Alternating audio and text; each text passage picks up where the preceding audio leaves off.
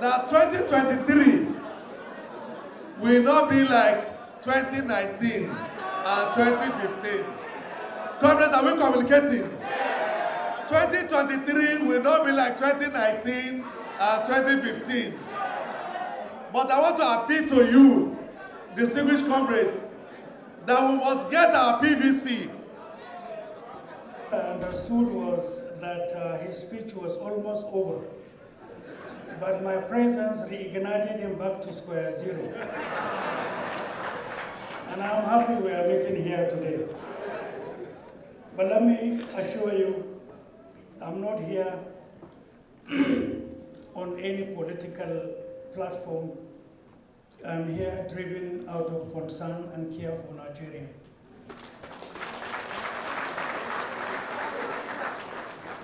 And that also does not mean that scratching at yesterday from misinformation, packages of propaganda that subjected me to persecution cannot be scratched.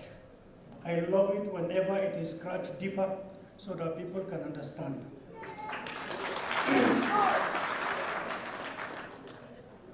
Mr. President, before I start, let me first apologize. I was in another program at Transcorp, and I had to conclude and rush here. I apologize for all of us coming late. Mr. President, protocol was established before I came here.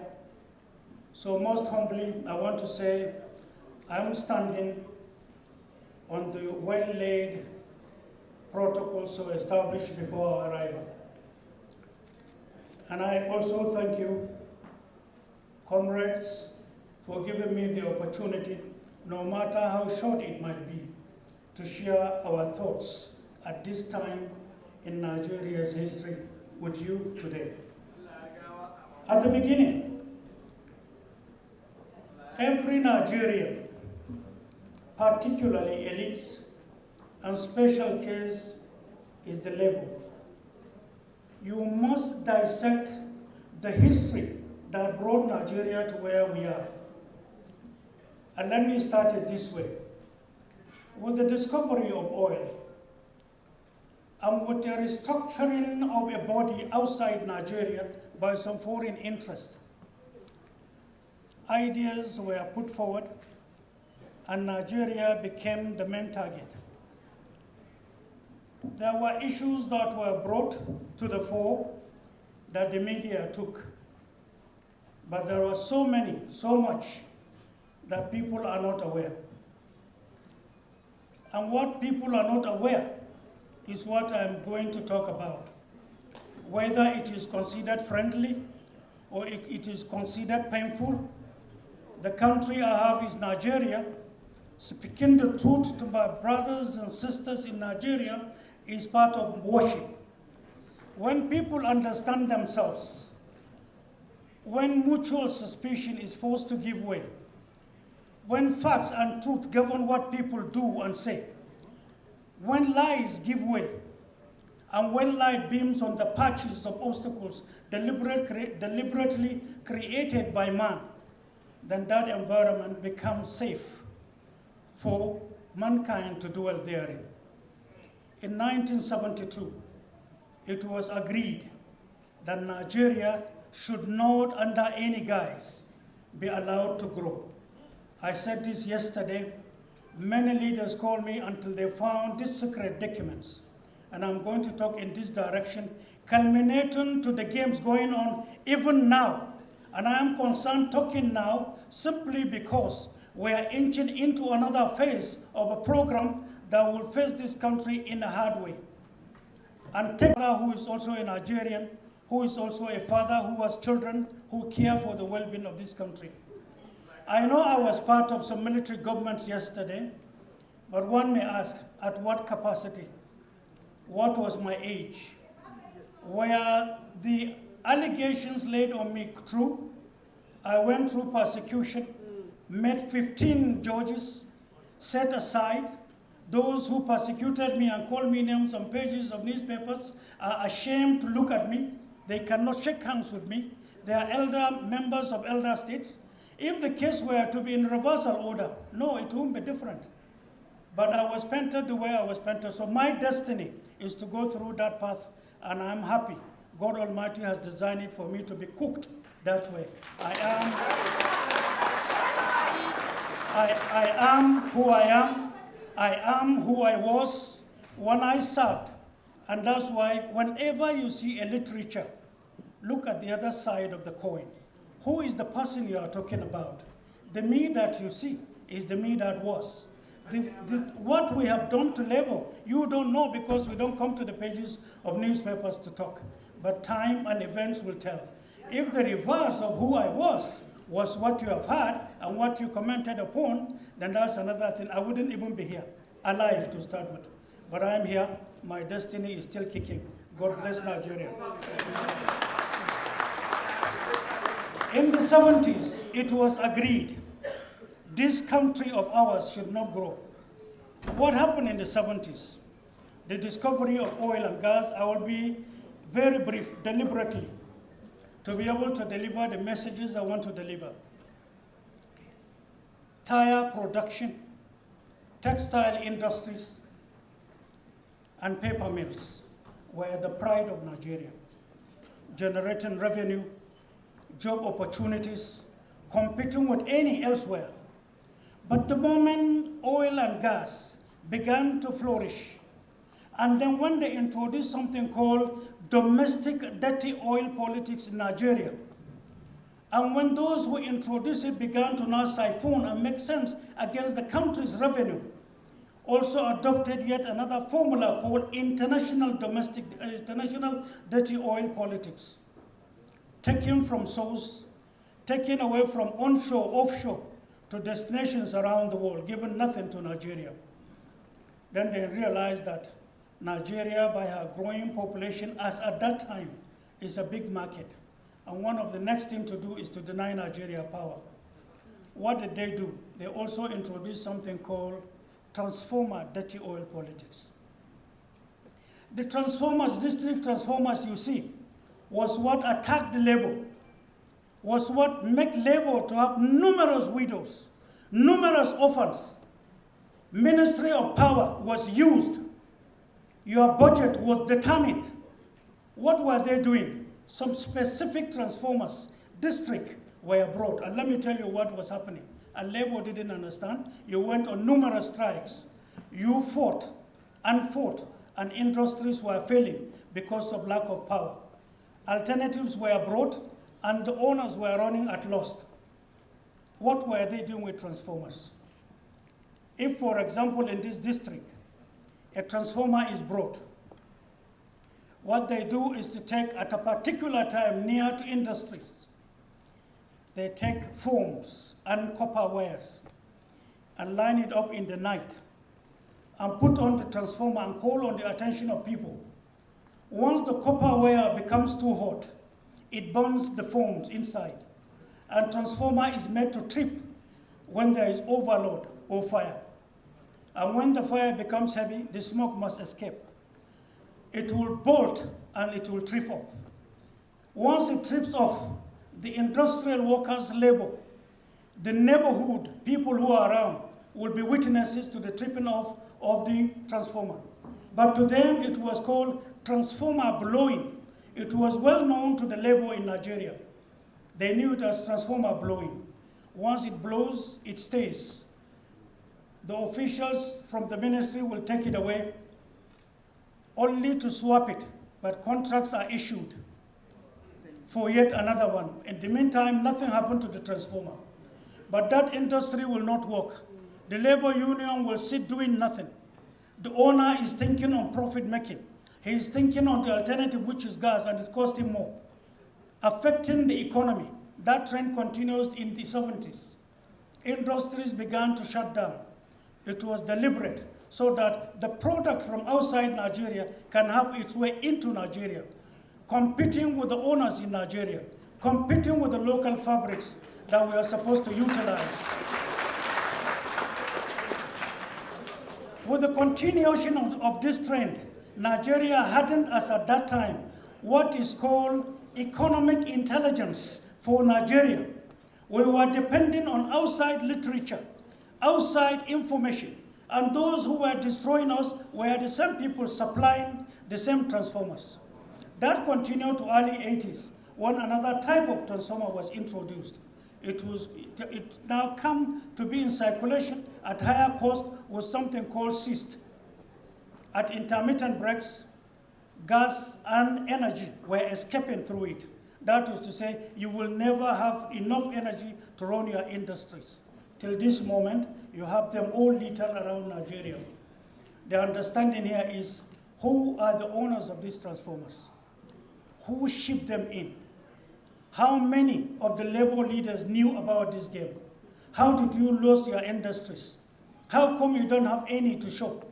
How come even when you lost them, people are privatizing them and taking out equipment and selling them at cheaper rates?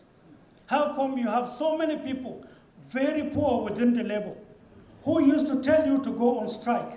Sit back, reflect, let the leadership think. At what time did you go on strike and for what? For the common good of the last poor person in labor, or for personal interest in having collision with governments? Military or civil, I don't want to know.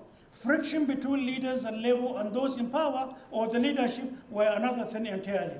All I know was my own assignment was keep Nigeria safe and afloat, and it was.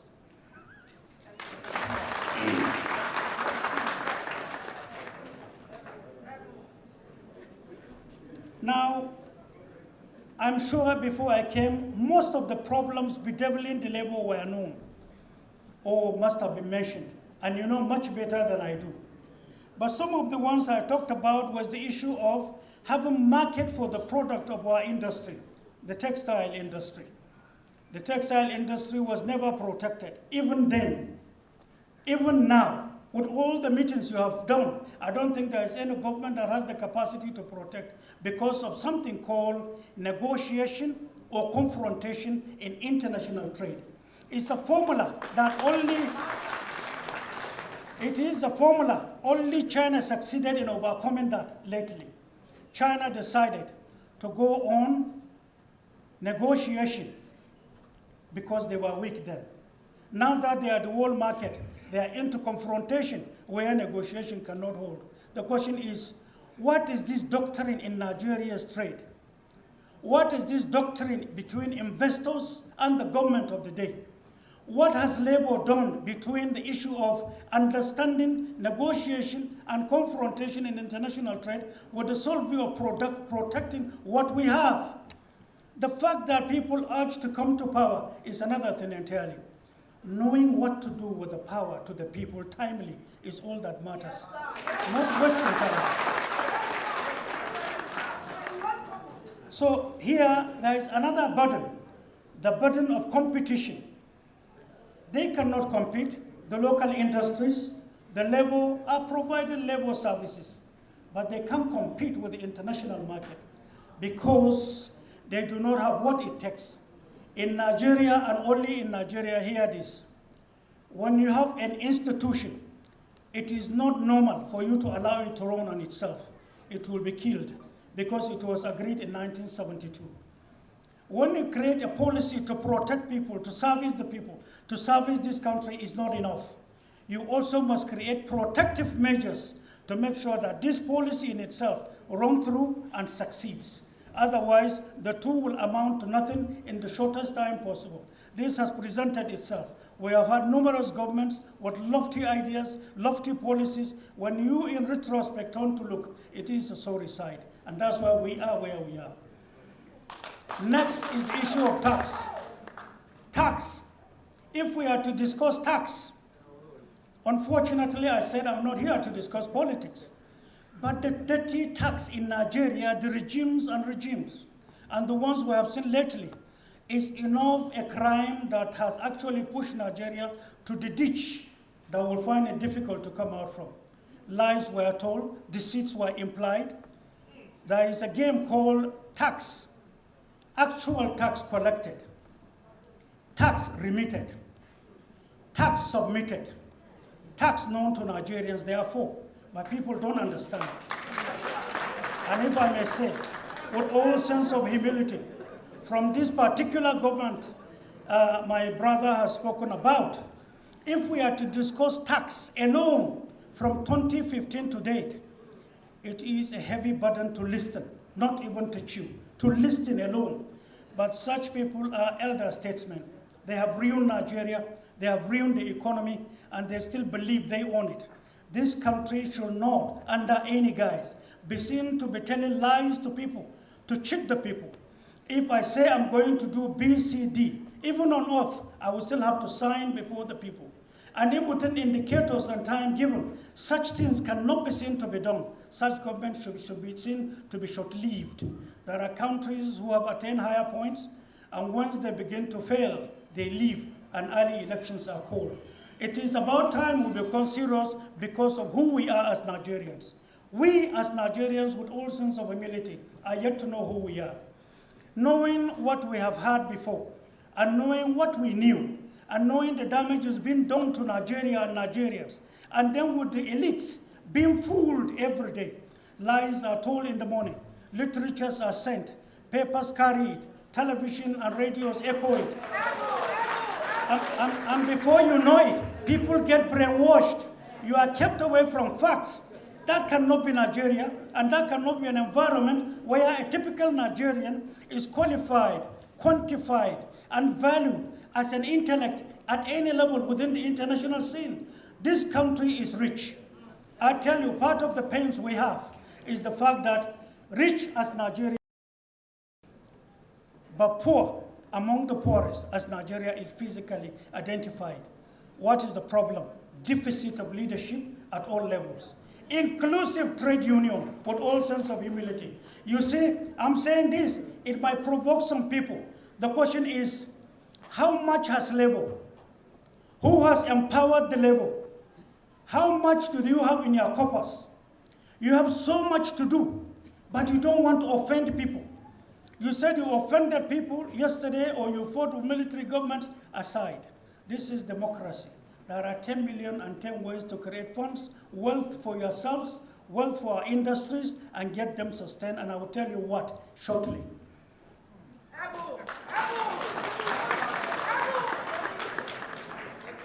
You see, all the years from 70s till this moment, what is the name of that bank or those banks that are labor-oriented, that are industrial protective, that are ready to give investment with the dreams of the labor in Nigeria, outside Nigeria? In Nigeria, what are the name of those banks who worked and are working with the labor in that dream? None. What are the name of these banks outside Nigeria from the international labor support that are working with the labor and working with the textile industry? What are their names? None. There is a game, and that's all I want you to understand. They want you to work. You have the knowledge, but you don't have the support. How can you work? It's just a dream. And then the labor, in all the crisis labor had, from all the diary of labor activities in Nigeria, it was simply because of contradictory policies of governments upon governments in the past. If government A come with policy A, another government might come and introduce B. And the question is, the labor has never sat down to create a think tank to say, why did government A did this and B is doing this? You should be seen to have a liaison body. You should be seen to now be working with government. You should be seen to have expanded, even if it is Pharaoh that was empowered. It's your right. The fact that they are called military government is different. But I tell you, there is a game. Labor against government, government against labor is a literature. The way budget is prepared so that they take your resources, the way policies are created and given to those in power to just do it blindly so that they can support them. I give you two examples, and the past speaker, please take note of this. You served in Babangida's government. When there is a military government in place, it is coup that brought them to power. What you may not know is that there are international communities involved. There are Nigerians involved, contractors and civilians involved. there are some notable civil servants involved. When the government is formed, the government is not independent. Concept or policies are sold, and the government is told to carry them out as part of agreements. When labor doesn't like it, you go on strike. But there are questions you didn't ask. There is so much energy you dissipated that you shouldn't have. What you would have done was negotiation rather than confrontation. The labor would have been richer.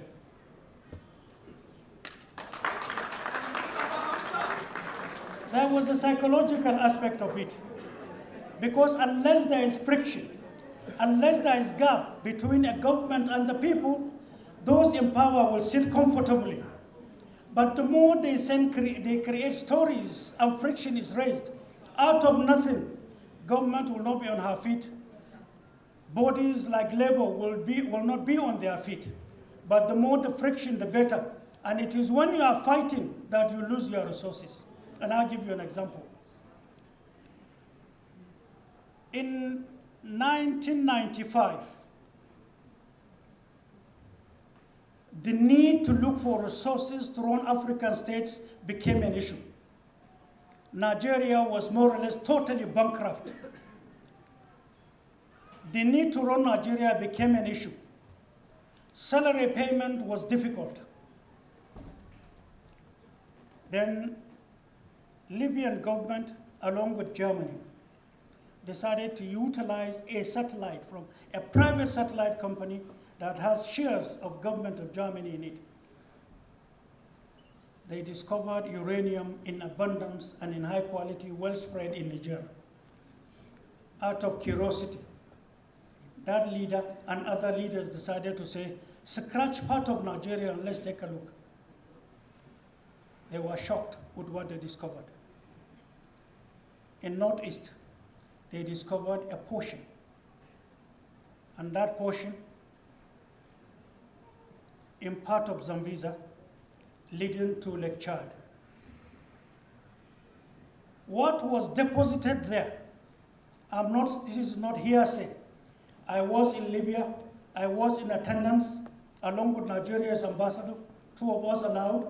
Then he was later told to go, and I was left alone, along with the Libyan leader and the German company and the owners of the satellite. What was kept there was capable of producing 10 Dubais, 1996. You can quote me in the eyes of this world. Mustafa said so. I'm not into rhetorics. I love this country, I stand for this country. We are already targeted and hated by numerous forces. But if that is what they should do for us rendering service to Nigeria, then definitely they have not started. What we discovered at that material time was a shocker. So I asked questions, as if I didn't understood what they were saying. The Libyan leader then, may so rest in peace, said, and I quote, I mean, what is in this place is enough for you to produce 10 Dubais, 1996. The product of this satellite was brought to Nigerian head of state by me. I brought the 2 metallic boxes. Where is it? Who took it? What happened? Where is the money? Now hold on. What might interest you is what I'm going to say. Nigeria is poor. Your industries are dead. But hear this. 1999, November 1st, I was in prison. They came to meet me in prison. And they asked me numerous questions on the way we were managing some certain things about Nigeria. I wouldn't want to mention. They mentioned some names and commanders they required to do some certain jobs for them. But the question I asked is, was it for Nigeria? At the end of the day, to cut the story short, is to tell you that Boko Haram was a calculated game.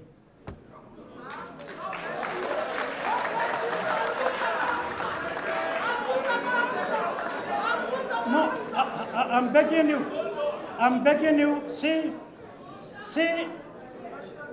I want us to listen with patriotism as Nigerians, because When hopelessness confronts a person who is thirsty, unknown to him, he is standing on an oasis. He is dying of thirsty. He is looking for water and busy praying. But the senses to dig the water and then come back alive is the problem of Nigeria. You are rich, you have it, you are scavenging for it. Most unfortunately. Now, from that time till now is 23 years. People might not tell you this, I'm telling you. I'm ready to be accused, abused, it doesn't matter. I am here. Precious stone has been what they have been taken. Boko Haram were our sons and daughters given a wrong indoctrination. Taking opium from Afghanistan, the hashish in the world, mixing some wood, a certain chemical. When they dip a date in it, and then after 4 hours, whosoever takes it becomes a robot. You are totally robotic. You will respond to orders. You will not feel pain. You will not think. You will not reason. They kill numerous soldiers, many widows in barracks, many orphans littered all over, many refugees scattered around Nigeria. Is labor aware? Keep that aside. It's the social ills created for Nigeria and Nigerians. What you may ask yourself is, how much of this real stone have they taken in 23 years? What has it contributed to Nigeria's growth? Did they build one single textile with the money? Who are the Nigerians collabing with their external factors? When did it start and how many regimes work with them? Can you even quantify the number of officers, soldiers killed, traditional rulers? Can you quantify the friction created between Muslims and Christians? When a bomb is lodged in a church, they will quickly write in the paper the next day, it was Mosque A that did it, and vice versa. They bomb the mosque and blame the church. It's not true. It's a game. So that when you fight yourself, when confusion keeps you aside, they are busy taking what you have. But you sit down, you sit down and look at newspapers, and you believe in it. No, there are numerous respected journalists who are highly patriotic, who are highly respected. There are many of them I can fight for with my blood. But they are poor. They are professionals. They don't have money. They have to write what they are told to write. They need job. Who is fighting for them? Keep that aside.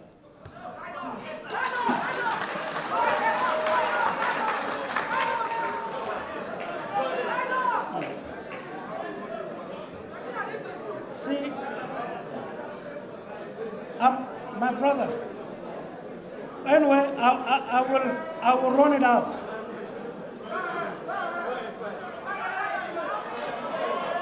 I'll run it.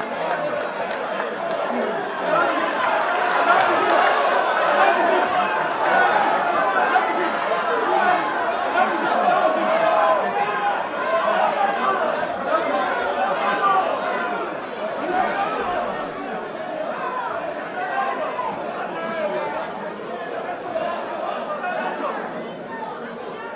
See, listen to this.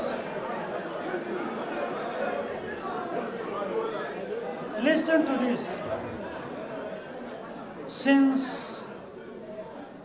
Since Boko Haram started, at one point in time you had satellite, but there was a story that your satellite disappeared. Because if the satellite were to be around, it would have given locations to your security. They would have seen and known and identify and arrest numerous participants that are taking your precious stones. And some notable names in Nigeria would have been mentioned. Suddenly there was a story, your satellite disappeared. The most disheartening story that only kindergarten children can accept. I tell you with all sense of humility, we investigated that, not in Nigeria. We went to numerous countries to know the game being played against Nigeria. At our own cost, taking risks to do so. What we have discovered is a shame, monumental shame, before man and before our Creator. In the time to come, you will understand, because we'll address Nigeria, and it doesn't matter whose toes we stepped on. We will and educate Nigeria.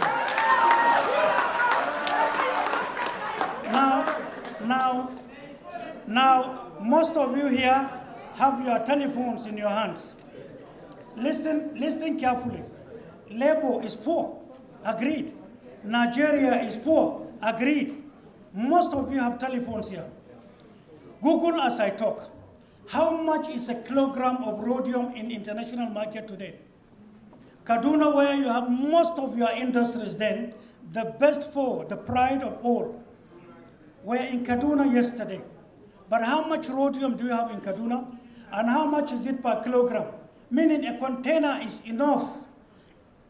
Anyway, I have 2 minutes to go, but a container, a kilogram, hold on, a kilogram of it in world market today is either 440 something thousand per small kilogram.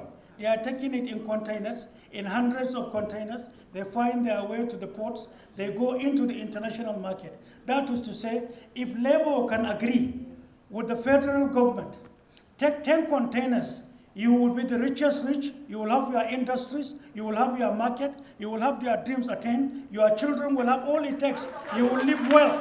The question is, why are we not making sense with who we are and what we have? That's what I'm talking about. Since I have a short time, my concern is security of the product, meaning Farmers Association. Second, the movement of the product. We shall, if we have the opportunity tomorrow, increase railways, because what we have created, nobody may believe what I'm telling you. Also Google as I leave, what is the price of a kilogram, I didn't say kilogram, of a rare stone in international market? If I say, you will be shocked, but you have your telephones to check. As at last week is $27,100,000. You have it in abundance. And do you know why it is so? Some of you from Northeast, who is from Borno, the question you may ask, what are NGOs doing in Borno? The war is over, but they are increasing in staying there. They are the only ones going to Boko Haram. Soldiers, police, traditional rulers, citizens can go to some certain points. But the whites are going there. What are they exchanging? Who gives them the clearance in Nigeria? Which ministry? Is Labour involved? If they are trading in that precious stone, what is wrong with Labour not becoming the middle class so that you can have money and take off? What happened to our industries? Hundreds of millions of billions are living by the day, and we are fools. The essence of all coming to the fore. Leave routines. Any person, I said this with all sense of humility, that is not making projections to know the quantum of threats facing Nigeria and does not prepare and doesn't have the shock absorber, the capacity, is not ready to be called names, is not ready to be accused, to be abused, to be used, all for the 2 million plus, 200 million plus Nigerians. He is a non-starter, he is a deceit, he cannot provide leadership. Nigeria is at its own beneath. So all I'm telling you is, where you are thinking cap, think Nigeria, look, ask questions. There are 10 million and things I can tell you, but I'm running out of time. All I'm telling you is, I'm here to share with you the pains of labor. I was in detention in 2002 and 2007. I know what happened when there was an attempt to revamp 4 textile industries. I know the game played. I know how much you suffered to come back to work. I know how many people died when the decision was taken in 2010. And I know when there was an attempt, even by the first speaker who talked about, was the remittances given to staff. Hope was risen and hope was dashed. Many died. They have no houses today. They are kept abandoned. It's a different thing entirely to think with the poor, even within the labor itself. We are thinking with the poor. We are poor-oriented programs that we have. But this country must be adjusted. Nigeria must be counted among the first 10 that it is. Northwest, you are from Kwara. You are from a very rich state. At the surface, you might not know. The quantity of rhodium, lithium, and gold in Kwara is enough for Nigeria. Do we know? Are we aware? Why should we be borrowing when you have too much money? How can what spells, all I ask before I sit down, 2022 budget, if we study it carefully, the meaning of 2022 budget to a country bedeviled with insecurity worse as it is today, with the challenges and the hopes of all Nigerians, from babies to the oldest person in Nigeria, 2022 budget means hopelessness. The next president is to get it implemented. And if the next president doesn't have the formulas we have, Nigeria will be doomed. And I want to be quoted as saying so.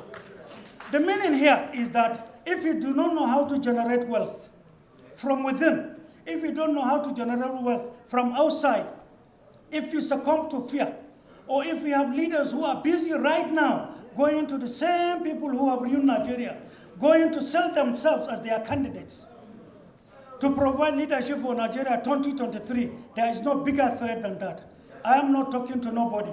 I'm talking to God Almighty to see our hearts, to see our future, and to guide us.